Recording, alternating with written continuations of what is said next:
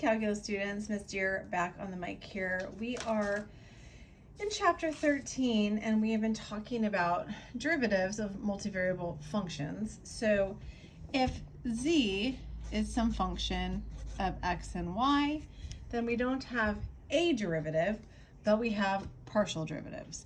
So we can take the partial derivative with respect to x of xy, which we also denote the partial derivative of z with respect to x. We can also take the partial derivative with respect to y of xy, which we can note the partial derivative of z with respect to y. This also works in functions of three variables. So if w is some function of x, y, z, then we have three derivatives. We have the partial with respect to x, the partial with respect to y, and the partial with respect to z. Again, because x, y, and z do not depend on each other, you cannot take a derivative. We also talked about second derivatives. So again, because this is itself a function of x and y, I can now take the partial of the partial with respect to x and the partial of the partial with respect to y. So from here, I would have the partial with respect to x, and then xy. Here I would have fyy, and here fyx. And remember that the mixed partials are always equal. So if you find one, you don't actually have to find the other one. Well, today I want to talk about the idea of a differential.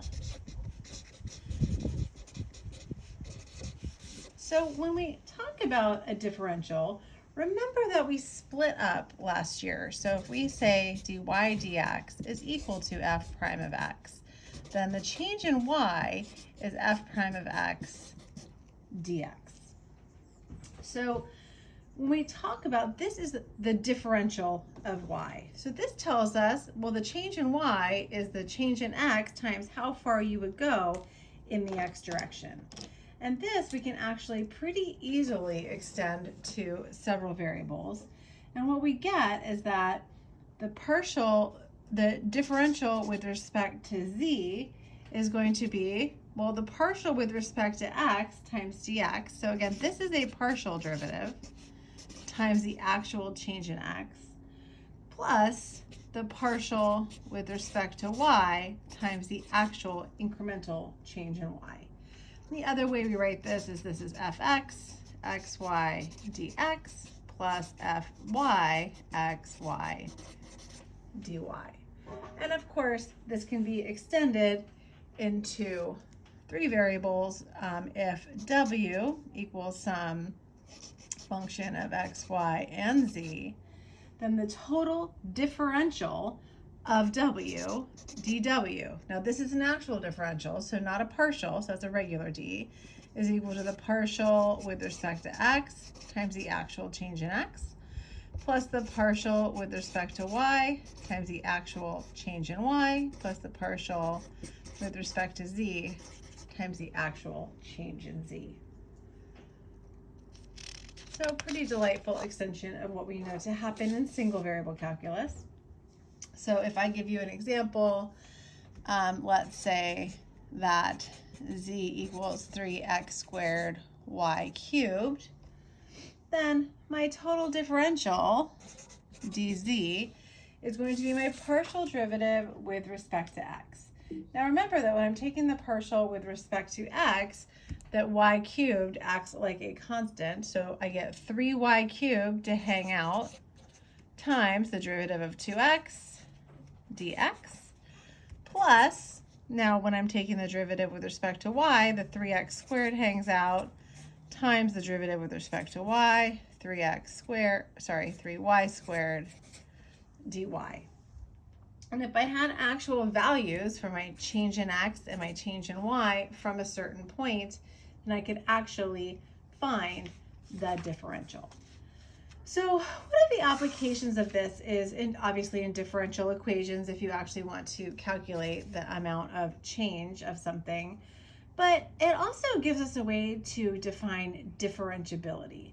So in variables, when we were in single variable calculus, a function had to be smooth and continuous and the limit had to exist.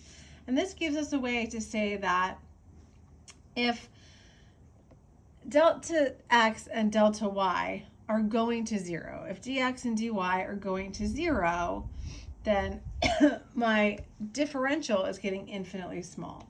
So it still is true that a function has to be smooth, and it is still true that differentiability implies continuity. So again, if I take the example here, let's say that, let's do 1 and 3 space. Let's say that, let's do 1 and 2 space, I'm not that creative. So let's say that f of xy is x squared plus y squared. Then let's say at the point 2, 1, f of 2, 1 is 2 squared plus 1 squared, which is 5.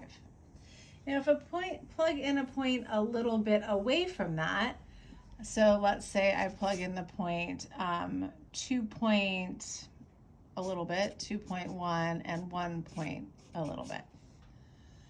Now if I plug this into here, I get, let me get out my calculator really quick. I get 5.5125. So my change in z is actually f of 2, 1 minus, it doesn't actually matter what order I do it in, minus f of 2.1, 1.05. This is about, actually I moved from here to here, so let's reverse this. Let's go f of 2.1, 1.05 minus f of 2, 1. 5.5125 minus 5 is 0.5125. Did that without my calculator. And if I actually apply the idea of the differential, then dz is 2x dx plus the partial with respect to y dy. So this, as I move away from the point 2, 1, I get 2 times 2 times the actual change in x, which was 0.1, plus 2 times y times dy. Well, from 1 to 1.05, that was 0.05. And I get here, let me get out my calculator again, 0.5.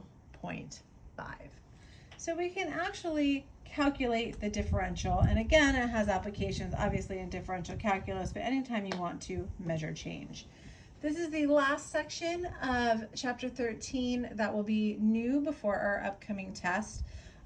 So your test will cover t, n, k, all the k, plus partial derivatives and differentials. All right, so let's have you practice some on your own.